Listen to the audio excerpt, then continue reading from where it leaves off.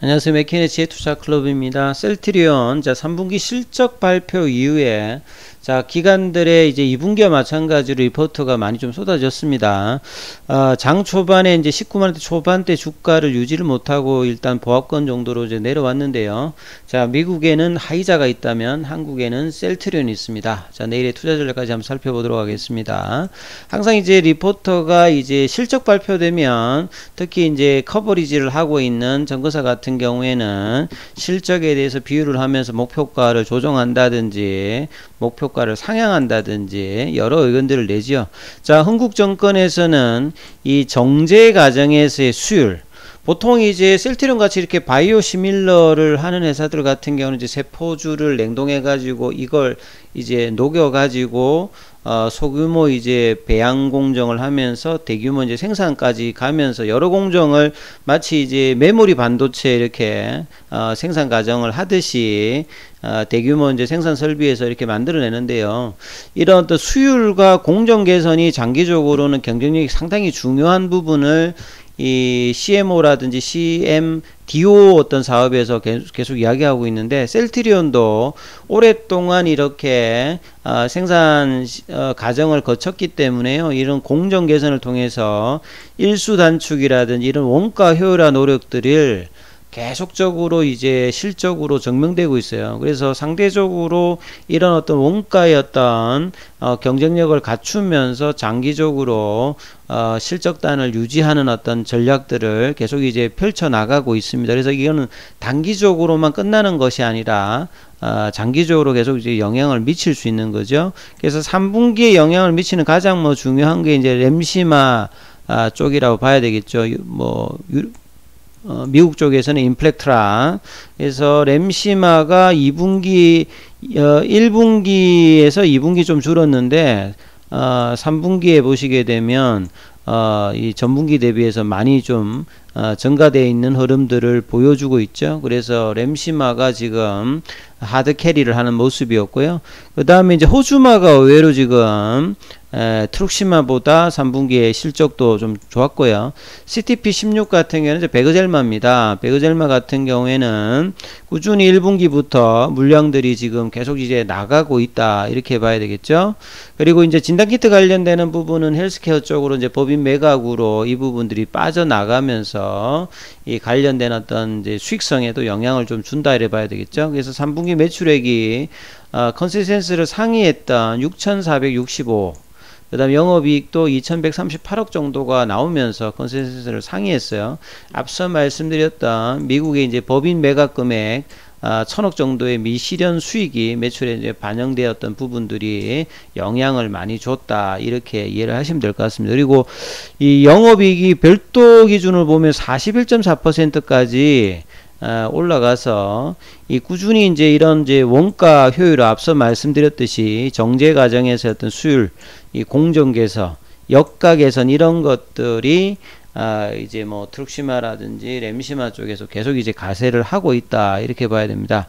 그리고 이제 4분기 내년 상반기까지는 후발이 이제 바이오시밀러죠.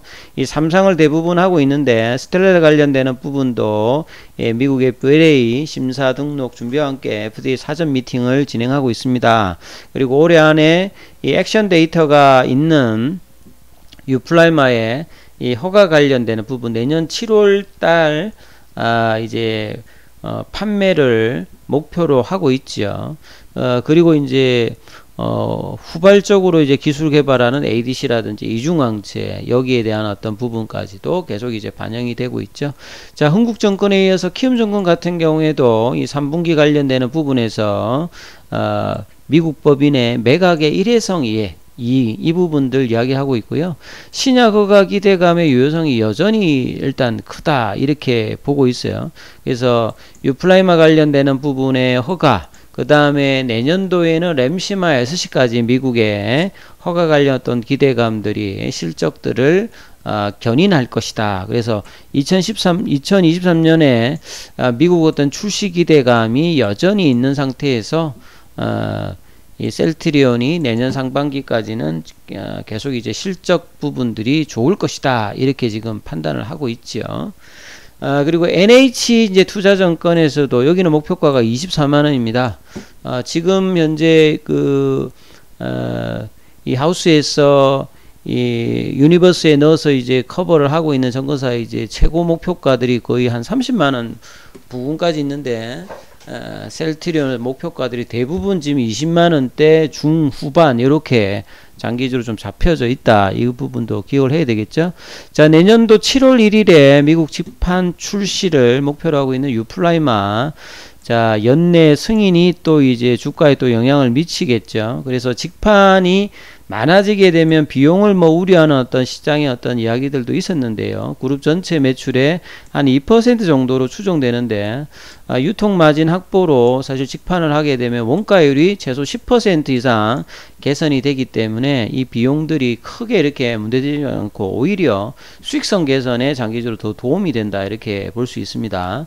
그리고 이제 내일 이제 발표되는 헬스케어의 어떤 실적 관련되는 부분, 이 부분들도 이제 주가에 영향을 있겠죠. 그리고 이제 앞서 말씀드렸듯이 유럽하고 미국에서 압도적인 어떤 점유율을 보여주고 있는 램시마, IB, 그 다음에 SC까지 지금 스위칭 전략으로 유럽에서도 점유율이 계속 이제 올라가고 있는 부분들, 이 부분들도 내년도까지 실적에 상당히 뭐 중요한 부분이죠. 여기에다가 유플라이마가 어느 정도의 어떤 미국 시장의 어떤 이제 기대감과 실적의 한 부분들이 내년 내후년도까지 보면 실적단에서 올해 한 2조 정도가 넘는다라고 하면 내년 내후년도에는 이 부분들을 뭐 3조 4조까지도 만들어낼 수 있는지 여부를 볼 수 있는 부분들이 이제 유플라이마와 램시마에서 시의 미국 시장에서 어떤 점유율과 실적일 것입니다. 여기에 어떤 기대감들이 주가에 이제 반영될 수 있는 게 장기적인 어떤 주가 상승의 가장 뭐 중요한 어떤 부분이라고 보여지죠. 자, 그리고 이제 3분기는 이제 자체 생산분, 그러니까 이제 1공장, 2공장 이제 합해가지고 뭐 26만 리터 정도가 있다면, 이제 그 외에 이제 좀 부족한 부분들은 스위스의 론자에서 셰모 이제 생산 물량들도 하는데, 이 부분이 좀 반영이 되면 뭐 수익성에 좀 영향을 조금 이제 주는 어떤 그런 흐름들이 있겠죠. 자, 그리고 이제 오늘 뭐 기사 머니에스에서 나왔던 이 셀트리온 이제 제약 관련되는 기사도 있습니다. 자, 셀트리온 제약이 이제 과거에는 사실 이제 크게 이렇게 규모라든지 규모가 뭐 1000억대 미만이었던 부분이었는데요. 최근에 이제 국내에서 세를 불리면서 원예 처방기 실적, 그러니까 이제 약을 처방할 때 병원 내에서 이제 입원 환자들한테 이제 처방하는 거는 이제 원내 처방입니다. 이 원예라고 하는 것은 이 외래 환자들이 병원에서 이제 진단을 받으면 그 처방전 가지고 약국 같은 데 가서 약 주세요 하죠. 그러면 그게 이제 원예 처방이라고 보시면 되겠죠. 그래서 원예 처방 실적으로 이 국내에 이제 그 유비스트는 이제 우리 상장사 유비케어가 있죠. 유비케어가 이제 의료 관련된 SI를 하는 회사인데, 거기에서 이제 약국에서 이제 처방하는 부분들을 이제 SI로 하면 그 통계들을 이제 보내는데, 그 이제 집계하는데 이제 유비스트입니다. 그래서 이 유비스트가 원예 처방을 기준으로 해보니까 이 3분기 이제 원예 처방액이 2,514억 정도로 전체 이제 상위 9위 정도에 할 만큼 셀트리온 제약도 계속 이제 성장을 꾸준하게 이제 하고 있습니다. 예전 같으면 셀트리온 제약에 대한 어떤 부분들이 많이 조금 이제 큰 부분이 아니었는데요. 이 원예 처방액 증가가 계속 이제 일어나고 있다. 그리고 이 부분에 이제 역할을 좀 힘을 실어줬던 게 2020년도에 이제 다케다 제약으로부터 전문 의약품하고 일반 의약품 18개 품목의 아시아 이제 태평양 지역 권리를 인수했지 않습니까? 이 부분들이 이제 가세되면서 셀트리온 제약의 어떤 매출액 자체가 꾸준히 이제 늘어나서 작년도에 거의 한 2배 이상 이제 올라왔거든요.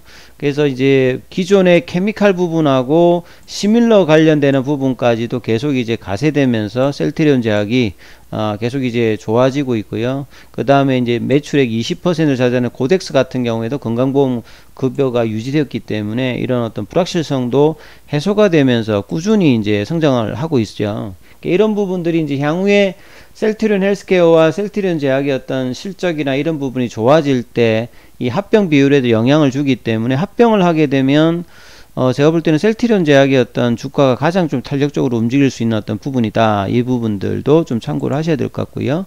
그 다음에 이제 서정진 회장이 이제 2019년도에 이제 2030년까지 하이자의 어떤 뭐 이런 매출액과 영업이익을 따라가지는 못하더라도 한 영업이익 정도는 비슷하게 한번 따라가 보겠다.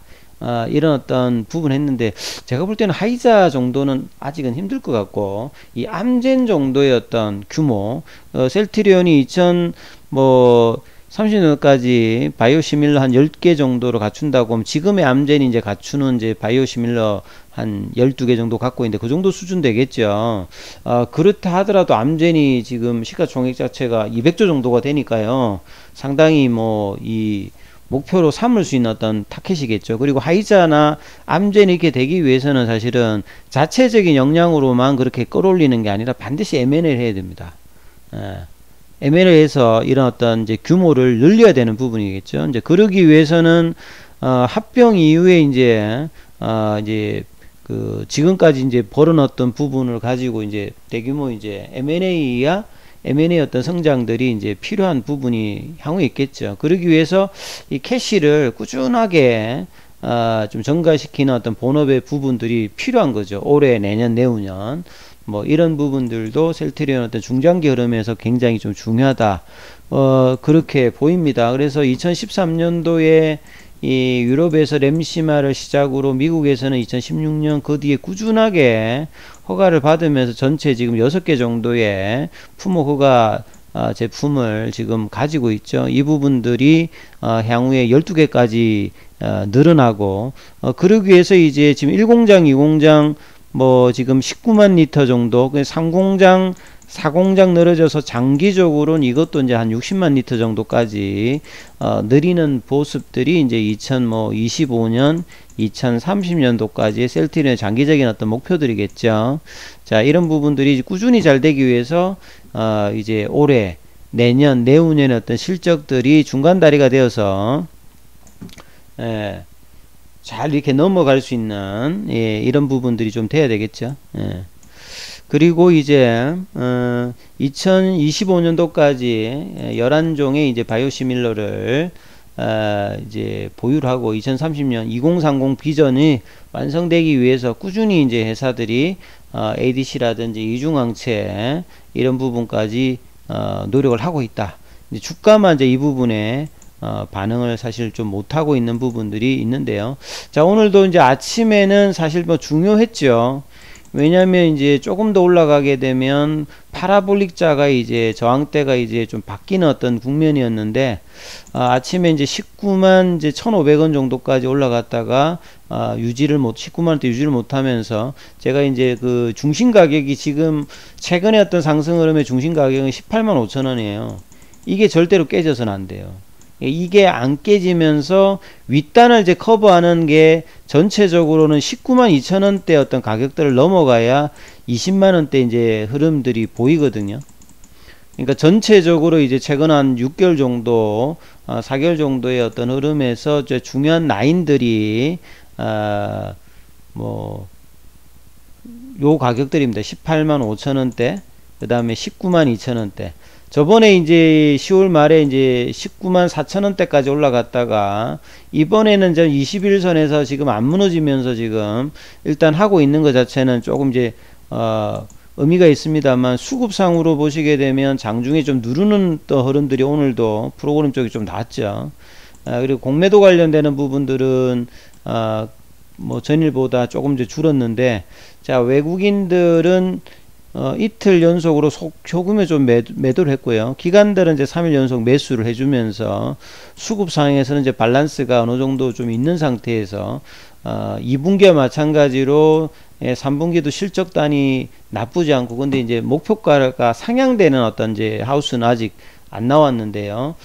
그래서 이제 이 부분들이 이제 저항이 이제 지지로 돌기 위해서 양봉이 하나 필요하다 말씀드렸는데, 이번 주에 이제 화요일날 양봉 나오고 조금씩 올라갔다가 21선 따라 돌고 있습니다만, 아직 지금 이제 이 에덱스 지표 자체가 지금 반등을 할 때 지금 아직 평평하죠. 그러니까 이게 조금 이렇게 올라가야 사실 10월 달에 말에 이제 고점을 넘어가면서 19만 2천 원을 넘어가면서 20만 원대 어떤 라운드 넘버 가격이 넘어가면서 이 장기적으로는 흐름들이 조금 좋아질 건데, 아직 이제 그런 어떤 흐름까지는 오늘 거래량이 좀 나왔음에도 불구하고 안 됐던 부분이 조금 이제 아쉬운 부분들이 있고요.